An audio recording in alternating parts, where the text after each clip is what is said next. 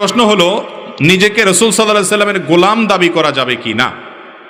আমাদের সমাজে অনেক লোক আছে নিজেকে বলে আমি রাসূলের গোলাম। গোলাম শব্দ এটার আরবি একটা অর্থ আছে, আর ফার্সি উর্দুতে এটার আরেকটা ব্যবহার আছে। সাধারণত আরবিতে গোলাম বলা হয় বালককে, বাচ্চাকে, শিশুকে বলা হয় গোলাম। আর ফার্সিতে, উর্দুতে বা আমাদের বাংলা ভাষায়ও সচরাচর গোলাম বলতে বোঝানো হয় দাস। গোলাম বলতে বোঝানো হয় কি? তো আমরা তো আমাদের প্রিয় নবী সাল্লাল্লাহু আলাইহি সাল্লামের বালক, শিশু বা তার বাচ্চাও না, আর তার সে অর্থে দাস বলতে যেটা বোঝানো হয় তার দাসও। আমরা কার দাস? স্বয়ং আমাদের নবীজি সাল্লাল্লাহু আলাইহি সাল্লামও কার দাস? আল্লাহর দাস। অতএব ওই অর্থে আমরা মুসলমান কেউই নবী করিম সাল্লাল্লাহু আলাইহি সাল্লামের গোলাম না।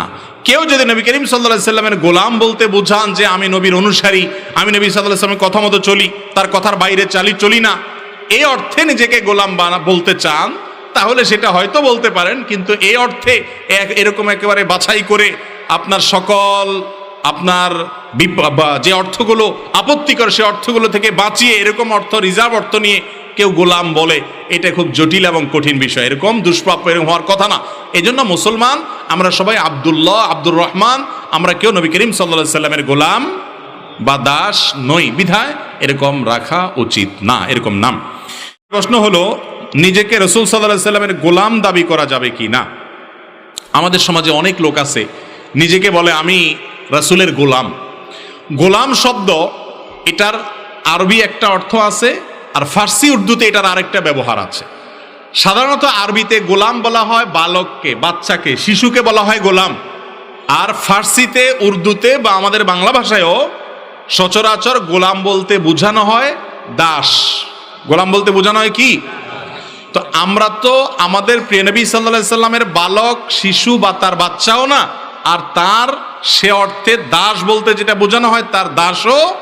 আমরা কার দাস? স্বয়ং আমাদের নবীজি সাল্লাল্লাহু আলাইহি সাল্লামও কার দাস? আল্লাহর দাস।